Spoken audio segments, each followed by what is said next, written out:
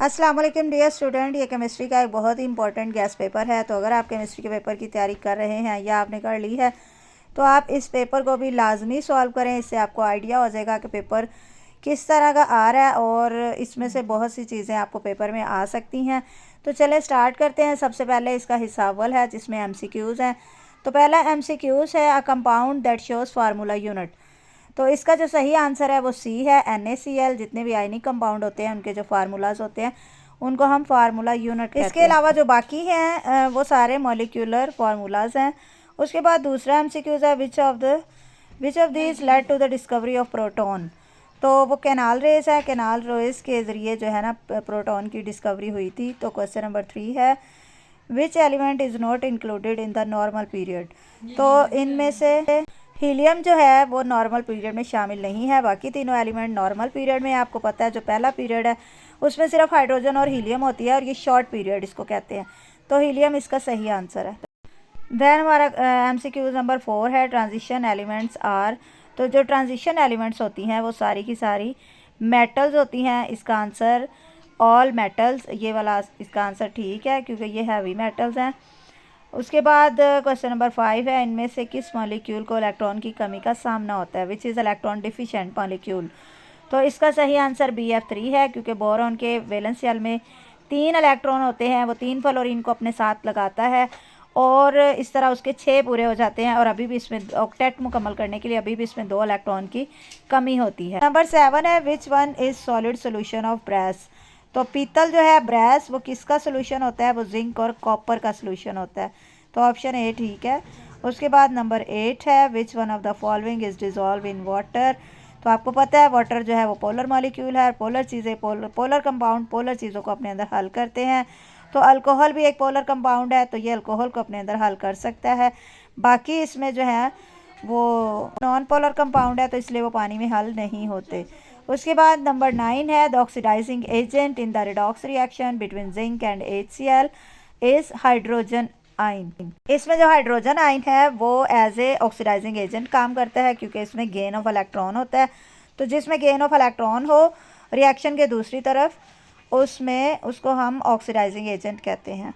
Question number 11 है the element which will not react with dilute HCl। वो कौन सी element है जो हल्के एसिड के साथ रिएक्ट नहीं करेगी। तो वो कार्बन है क्योंकि एसिड जो है वो इलेक्ट्रॉन एक्सेप्ट करता है। तो पोटाशियम कैल्शियम और सोडियम तीनों में एक्स्ट्रा इलेक्ट्रॉन होता है इनके वैलेंस शेल में। तो ये इलेक्ट्रॉन एसिड को दे सकते हैं। लेकिन कार्बन में तो पहले ही उसके वैलेंस शेल में 4 इलेक्ट्रॉन होते हैं और उसको 4 की मज़ीद ज़रूरत होती है तो वो कभी भी एसिड के साथ रिएक्ट नहीं करती। उसके बाद नंबर 12 है the most reactive metal is sodium. इसके बाद हमारा हिस्सा अव्वल शुरू होता है और इसमें आपके शॉर्ट क्वेश्चन है। तो हम शॉर्ट क्वेश्चन को भी एक नज़र देख लेते हैं। तो पहला शॉर्ट क्वेश्चन है state the reason soft drink is a mixer.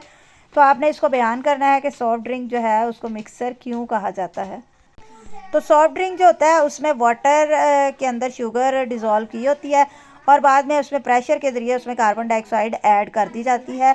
तो इसमें जो है ना सारी चीज़ें वो इस तरह से मिक्स हुई हैं कि आप उनको आसानी से फ़िज़िकल मेथड के ज़रिए सेपरेट कर सकते हैं। तो जिनको इजीली हम सेपरेट कर लेते हैं वो हमारा मिक्सचर होता है।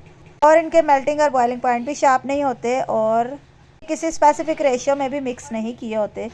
तो ये आप 2-3 रीज़न इसमें बता सकते हैं। उसके बाद ये रदरफोर्ड के एटॉमिक मॉडल के 2 ऑब्जर्वेशन लिखने हैं। तो ये भी आपने पढ़ लिया होगा अब तक कि रदरफोर्ड ने जो एक्सपेरिमेंट किया था उसमें ज़्यादातर अल्फ़ा पार्टिकल जो है वो सीधे गुजर गए थे वो सोने की प्लेट में से और जो कुछ थे वो बाउंस बैक हुए थे और कुछ डिफ्लेक्ट हो गए थे अपने रास्ते से। तो इसमें आपने ये वाले 2 ऑब्जर्वेशन लिखने हैं। Right the name of 2 isotopes of hydrogen. तो आइसोटॉप्स ऑफ हाइड्रोजन ये भी आपकी बुक में दिया हुआ है, प्रोटियम, ड्यूट्रियम और ट्रीटियम। तो ये हाइड्रोजन के आइसोटॉप्स आपने लिख देने हैं। उसके बाद नेक्स्ट हमारा क्वेश्चन है what is the contribution of Döbereiner toward the classification of element. Döbereiner ने जो क्लासिफिकेशन दी थी उसके मुताबिक उसने कहा था कि जो दरमियान वाली एलिमेंट है उसका अगर एवरेज निकालें तो वो बाकी दोनों की जो मैस है उसके बराबर होती है। तो ये आपने उसके बारे में लिखना है। How are the elements arrange in period. Period में एलिमेंट्स कैसे अरेंज होती हैं तो वो उनके बढ़ते हुए एटॉमिक नंबर के हिसाब से होती हैं और इनकी जो खसूसियात होती हैं वो पीरियोडिसिटी शो करती हैं। What is the trend of atomic size in the period and group. तो एटॉमिक साइज़ बताना है तो ग्रुप में ऊपर से नीचे की तरफ जो एटॉमिक साइज़ होता है वो इंक्रीज़ होता है, यानी बढ़ता है, क्योंकि नंबर ऑफ़ शेल्स की तादाद बढ़ती जा रही होती है तो एटम का साइज़ भी बढ़ता जा रहा है। लेकिन पीरियड में जो एटॉमिक साइज़ है वो छोटा हो रहा होता है, क्योंकि उसमें नंबर ऑफ़ शेल्स नहीं बढ़ते, सिर्फ इलेक्ट्रॉन्स की तादाद बढ़ रही होती है, तो वो उसी सेम शेल के अंदर ऐड हो रहे होते हैं।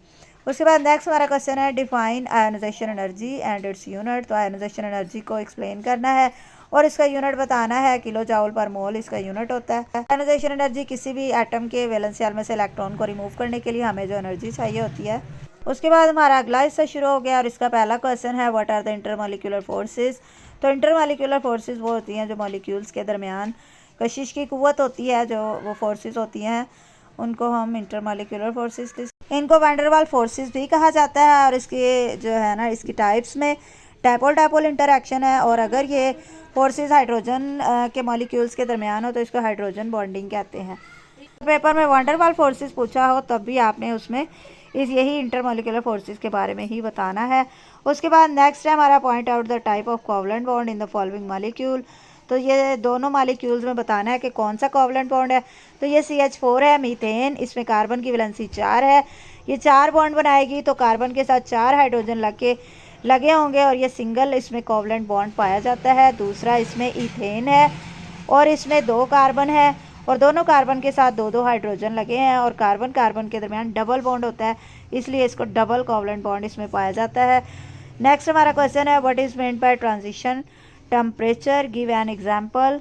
तो ट्रांजिशन टेम्परेचर वो होता है जिसमें एक एलोट्रॉपिक फॉर्म जो है दूसरी एलोट्रॉपिक फॉर्म में कन्वर्ट हो जाती है, और इसकी एग्जांपल जो है वो सल्फ़र की देनी है कि सल्फ़र जो है वो 96 डिग्री सेंटीग्रेड पे टेम्परेचर पे वो रोम्बिक फॉर्म में आ जाती है, पहले वो मोनोक्लिनिक फॉर्म में थी। नेक्स्ट हमारा क्वेश्चन है वेपर प्रेशर और कंडेंसेशन। तो वेपर प्रेशर होता है कि पानी के जो वेपर्स बन रहे होते हैं, वो वेपर्स जो प्रेशर लगा रहे होते हैं उसको हम वेपर प्रेशर कहते हैं। और कंडेंसेशन है कि वो जितना, अगर हम पानी गर्म करें या कोई भी गर्म करें सोल्यूशन, तो उसकी जो भाप बन रही होती है उस भाप को अगर ठंडा कर लिया जाए तो वो गैसियस से दोबारा लिक्विड हालत में आ जाती है, उसको हम कंडेंसेशन कहते हैं। Explain allotropy with example. तो एलोट्रोपी का मतलब होता है कि कोई भी एलिमेंट जो है एक से ज़्यादा फिजिकल स्टेट्स में जो पाई जाती हो उसको एलोट्रोपिक फॉर्म कहते हैं। जैसे ऑक्सीजन जो है वो O2 ऑक्सीजन O2 की सूरत में भी पाई जाती है और O3 ओजोन की सूरत में भी।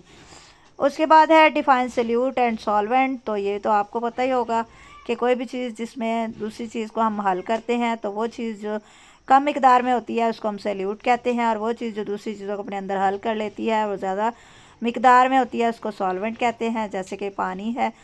और उसके बाद नेक्स्ट क्वेश्चन है define molarity and right it's formula. तो मोलैरिटी की आपने डेफिनेशन लिखनी है, it is the number of moles of solute dissolved in 1 decimetre cube of the solution. और इसका फार्मूला भी आपने लिखना है, मोलैरिटी बराबर होती है number of moles of solute over volume of the solution in decimetre cube. Next हमारा क्वेश्चन है why does suspension not form a homogeneous mixer. तो सस्पेंशन जो है वो होमोजीनियस मिक्सर इसलिए नहीं बनाते क्योंकि सस्पेंशन में पार्टिकल जो हैं उनका साइज़ बड़ा होता है और वो कभी भी वो एक जैसा मिक्सर नहीं बनाते, वो बड़े पार्टिकल होते हैं और वो सोल्यूशन के अंदर सस्पेंडेड हालत में होते हैं।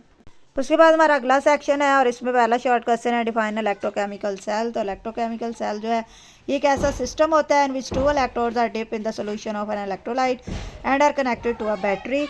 और इसकी 2 एग्जांपल होती हैं। Electrochemical cells are of 2 types, electrolytic cell और गैल्वेनिक सेल। नेक्स्ट हमारा क्वेश्चन है कि सोडियम हाइड्रोक्साइड NaOH है वो why it is a strong electrolyte. तो स्ट्रॉन्ग इलेक्ट्रोलाइट वो होते हैं जब वो कम्प्लीटली आयोनाइज हो जाते हैं इन देयर एक्वस सोल्यूशन और ज़्यादा से ज़्यादा वो आइंस प्रोड्यूस करते हैं। तो सोडियम हाइड्रोक्साइड को भी जब उसके एक्वस सोल्यूशन में ये कम्प्लीटली आयोनाइज हो जाता है और ज़्यादा आइन प्रोड्यूस करता है, तो ये एक स्ट्रॉन्ग इलेक्ट्रोलाइट है। नेक्स्ट हमारा क्वेश्चन है define galvanising and it's advantage. तो गैल्वनाइजिंग होता है the process of coating a thin layer of zinc on iron, यानी लोहे के ऊपर जब जिंक की एक पतली सी तह चढ़ा दी जाती है तो इसको हम गैल्वनाइजिंग कहते हैं। और इसका जो एडवांटेज है, एडवांटेज इसका यही है कि ये लोहे को जंग लगने से बचाता है। Advantage of galvanising is that zinc protect the iron against corrosion even after the coating surface is broken. तो यहाँ तक कि जब एक बार हम जिंक की कोटिंग कर देते हैं तो अगर वो कोटिंग उतर भी जाएगी तब भी लोहे को जंग नहीं लगेगा, इसका ये फ़ायदा है। नेक्स्ट हमारा क्वेश्चन है डिफरेंशिएट करोजन एंड रस्टिंग। तो किसी भी चीज़ को, मेटल्स वगैरह को अगर जंग लगे तो उसे करोजन कहते हैं, और अगर वो जंग लोहे को लगे तो उसे हम रस्टिंग कहते हैं। इसको आपने एक्सप्लेन करना है। What is mean by 24 carat gold. तो 24 कैरेट गोल्ड का मतलब है प्योर गोल्ड, यानी खालिस सोना, जिसमें 24 के 24 पार्ट गोल्ड के ही होते हैं। जबकि 22 पार्ट्स वाला भी गोल्ड होता है, उसका मतलब होता है कि 22 पार्ट्स इसमें गोल्ड के हैं और बाकी 2 हिस्से जो हैं वो किसी और एलॉय के इसमें शामिल किए गए हैं। नेक्स्ट हमारा क्वेश्चन है what is mean bye metallic character. तो आपको पता है जो मेटल्स होती हैं उनके अंदर टेंडेंसी होती है टू लूज़ इलेक्ट्रॉन, कि वो आसानी से अपने इलेक्ट्रॉन जो है वैलेंस शेल से लूज़ कर देती हैं। और मेटल्स की इसी प्रॉपर्टी की वजह से इसी प्रॉपर्टी को जो है वो इलेक्ट्रोपॉजिटिविटी या मेटालिक करैक्टर कहा जाता है। Right any 2 uses of sodium. Sodium के 2 यूजेस बताने। सोडियम का एक यूज़ तो ये है कि सोडियम पोटाशियम का जो एलॉय है वो as a coolant in nuclear reactor में यूज़ होता है। और इसका दूसरा यूज़ सोडियम जो है वो यूज़ होता है सोडियम वेपर लैम्प में to produce yellow light. Next हमारा क्वेश्चन है how non metals are essential for existence of life. तो इसमें बताना है कि जो नॉन मेटल्स है जैसे कि कार्बन होती है, कार्बन डाइऑक्साइड और ऑक्सीजन जो है ये हमारी ज़िंदगी के लिए बहुत ज़रूरी हैं, और प्लांट्स के लिए भी और फोटोसिंथेसिस वगैरह के लिए भी। फोटोसिंथेसिस और रेस्पिरेशन दोनों प्रोसेस के लिए ये दोनों चीज़ें ज़रूरी हैं, के बगैर ज़िंदगी मुमकिन नहीं। उसके बाद ये कुछ लॉन्ग क्वेश्चन है, ये आपकी बुक से ही हैं, आप बुक से देख के इनको याद कर सकते हैं। इसी तरह की मज़ीद वीडियोस के लिए मेरे चैनल को ज़रूर सब्सक्राइब करें और वीडियो को लाइक करना नहीं भूलिएगा। मिलते हैं नेक्स्ट वीडियो में, तब तक के लिए अल्लाह हाफ़िज़।